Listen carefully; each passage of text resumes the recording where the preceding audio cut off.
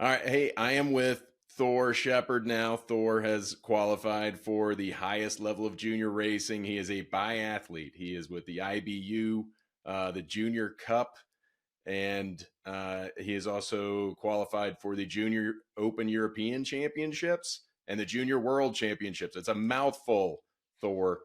For the love of I know it's God. a lot of words. You live in West Yellowstone. This year, you will be competing in Poland, representing U.S. Biathlon. That is correct. That's Junior Cup and Junior Open Euros, and then we fly to Estonia in Otapa for Junior World Championships. Naturally. All right. Well, we will keep this brief since I'm sure you've got some training to do today and you probably need to eat 5,000 calories. But Yeah, it's a fair amount. let's start with the name Thor. It's very aggressive. Do you feel pressure being named Thor? No, my full name isn't Thor. It's Thorson. I'm named after my mom. That's her maiden last name. So, Okay. And you just shorten it to Thor yep, it's easier for everyone to voluntarily. remember, easier for everyone to keep track of it. Got it. All right. How old are you, Thor? Thorson? 19. 19 years old. And you've been competing for how long? Competing I've been doing biathlon for 14 years now. Um, Skiing I've been doing for since I was two, so over 15 years. Um, Pretty pretty impressive. How do you get started in biathlon at age 5? Because I'm guessing there aren't a lot of Pop Warner leagues out there for that. yeah, my dad runs Altius Handcrafted Firearms. It's the only biathlon specific on-shoot certified gunsmith in North America, as far as I know. Um, and he got me into the sport as a little kid. And in terms of skiing, I was then able to, race cross country skiing by itself on the West Yellowstone Nordic ski team as part of the West Yellowstone Ski Education Foundation, also known as YSEF. All right. And so it sounds like biathlon is sort of the family business. Uh, Tell me about the event. What's the origin of it? What is the practical application of the biathlon? Well, it was originally started by military. It was a military sport. It still is a military sport. A good portion of our national team is on the National Guard here in the United States. And Um, it involves, just for people who might not know, it involves cross country skiing and shooting a rifle. Correct. It's a 22 long rifle. We shoot at 50 meters. You get 5 shots to hit 5 targets. Unless it's a relay, then you get 3 extra rounds. But Okay. And so there are multiple events associated with a biathlon. It's not all one distance and one single correct. shooting event. Does every competition involve shooting prone and standing, or will that get Yes. mixed up? So once your youth age, which is 15, you shoot prone and standing in every event. Okay. Um, and some events are two shootings, some events are four shootings. So the original event, first event that biathlon, first individual event that biathlon ever had was called the individual. It's an interval start for the men, for senior men. It's a 20K, 20 kilometers. Um, can't do the That's a lot of conversion in my head, kilometers. sorry. Um, but it's got four shootings and you alternate prone and standing. There's also a pursuit event, a sprint event. There's now super sprints, mass start 60s. They all have different distances.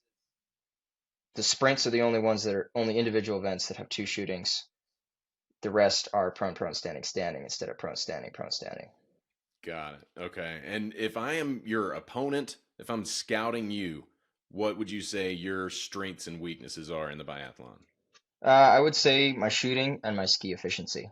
Um, in terms of, especially domestically, I operate, my strength is definitely higher than it used to be, but I still have a higher efficiency than compared to my strength compared to a lot of my competitors.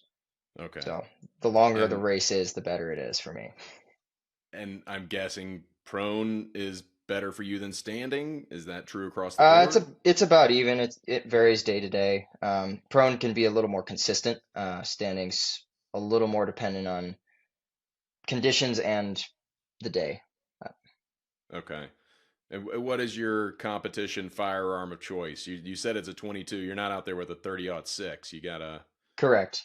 It used to be larger caliber and longer distance, and they used glass targets instead of metal targets.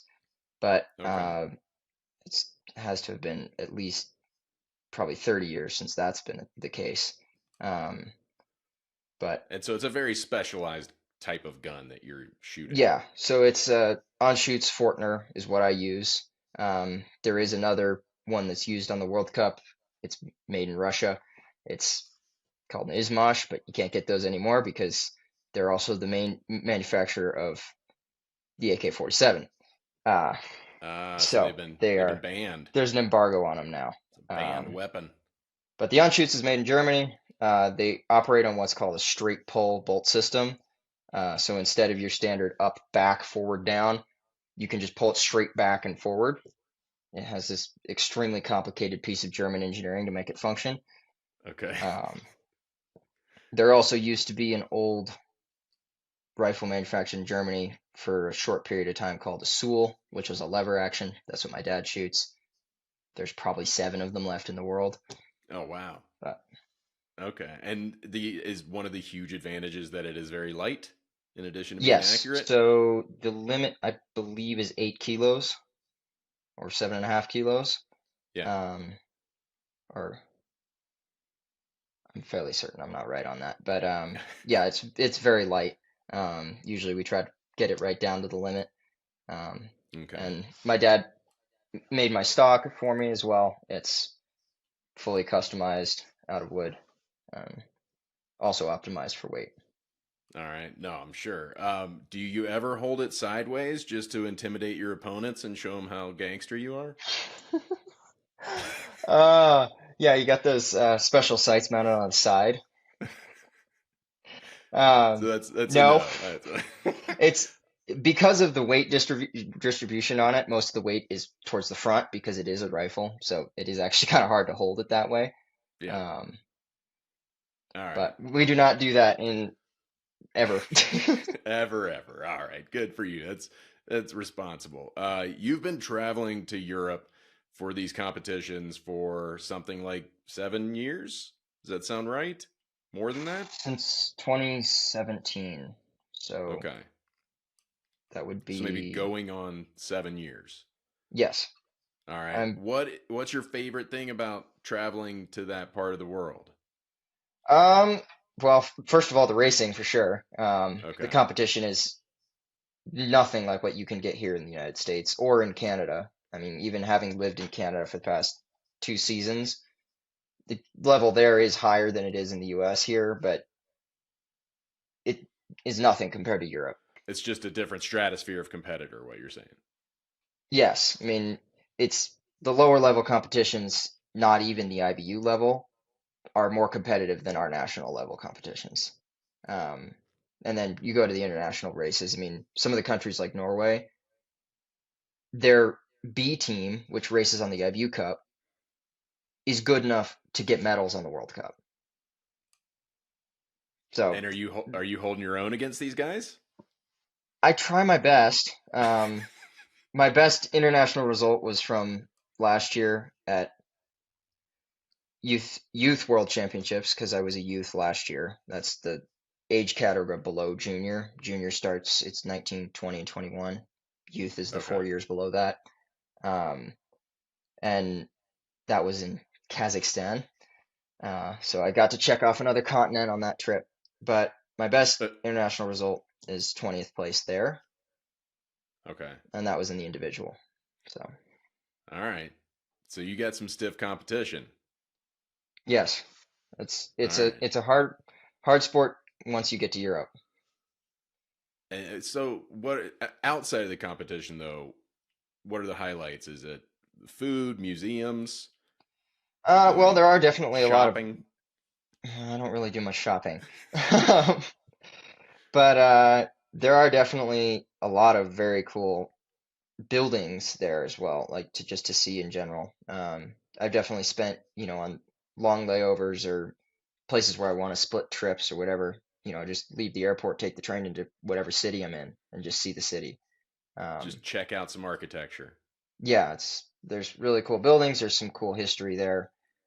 Probably one of the most, I don't know if the correct word would be humbling or just interesting things to see was we were in Slovenia for the same event I'm about to leave here at the end of the week for, um, the Junior Cup. And the town we were staying in was celebrating some anniversary. I can't remember exactly, but it was, you know, this town has been in existence for almost 1,000 years before the United States was instituted. Yeah. So, And so that kind of history compared to what we got, that is a different ball game. yeah. When you go to Scandinavia, is everybody named Thor? Some people get confused because, uh, I mean, on IBU, like on the international results, I come up as Thor, so it's a little less confusing. But some of the people who knew me prior or have met me, or they see my passport, they get confused because I actually have two last names. Because Thorson is a last name, and then Shepherd Right. is also a last name. So But I know I've watched enough like strongman competitions. I've seen Magnus ver Magnuson. It seems like that it's there fairly are a common to lot have of a couple of last Magnusons names. in Norway and Sweden. There's at Yeah. least two or three on the World Cup. Very nice. And I understand you participate in Lego robotics. Are you still doing that? Not so much robotics. I do a lot of Lego building though.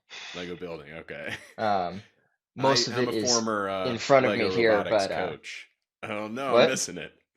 I'm a former Lego robotics coach. My son participated in that, and I was Oh, a cool. coach. So yeah, Yeah, I just do building. I similar don't interests. do as much with the robotics. I probably would have, but I never really got into the Mindstorm stuff, so So you're not a competitive Lego builder. This is just a no. hobby. All right, doing it for you. Yep. That's good. I This is a sore subject for me. The name of your event, biathlon, I think it bothers me. Uh, I don't understand why we're calling it biathlon. It seems like when we have a decathlon, it's a little disrespectful to the biathlon. It doesn't accurately describe what the event is. So, if you don't mind, I'm going to pitch a few names that I think should replace biathlon, and you tell me if that's better than biathlon. Go for it. All right, and then if we like something, then we'll take it to the next step. We'll maybe petition the powers that be, U.S. biathlon, and go from there. All right, how about ski shooty shooty? How about no? All right, no for that one. All right, Smith and Wesson ski lesson. I do like that, except we don't use higher calibers anymore, so it doesn't work as Ah, well. all right, closer. I'm getting closer. How about putting the country in cross country? That would be a good name for like a book on it. Maybe a slogan for Maybe biathlon. about someone from like the Western US, but anybody All in right. Europe's not going to get it. It is a European sport, so. It's a European sport. All right, that's fair. How about skate ski snipers? Well, it did used to be a military sport. Something there, especially when you're lying prone. It seems like it's very snipery. All right, how about glide and fire? Mm, no, You're not sold. All right, extremely active shooters. that sounds like a team, not a sport. All right, muzzle flash dash. I'm almost done with these. That could be an event, maybe. The muzzle flash dash could be an event within the greater scope of the biathlon. All right, sprint and flint. That one rhymes.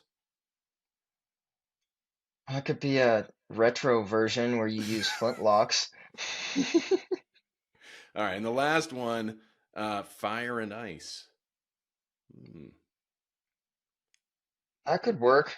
It doesn't sound All like a right, sport though. It just sounds like a but even that is more descriptive than biathlon for what you do. I Yeah, I mean, think it does combine two sports, sort of. do when you tell people that you participate in biathlon, do they sometimes just go, "Huh, what's that?" And I, yeah, it's usually I wait a few seconds and see if it comes through or not, and then every once in a while, people are like, is that where you run and swim or run and bike?" And I'm like, no, see, it's no, got that's that not it. it's got the Summer Olympics connotation. I think that's part of the problem here. Yeah, it's the Winter Olympic sport, so Absolutely. All right. Well, I'll keep working on more names. I don't think we had any winners there, but for round two, I promise I'll have something that we both like, and maybe we can run it up the flagpole and see who salutes. maybe. But all right, that's all that I have for you, Thor. Thank you very much for taking the time, Thorson Sheppard, to speak with me Of about course. your career. You're doing exciting things, and we wish you luck in Poland. Thank you.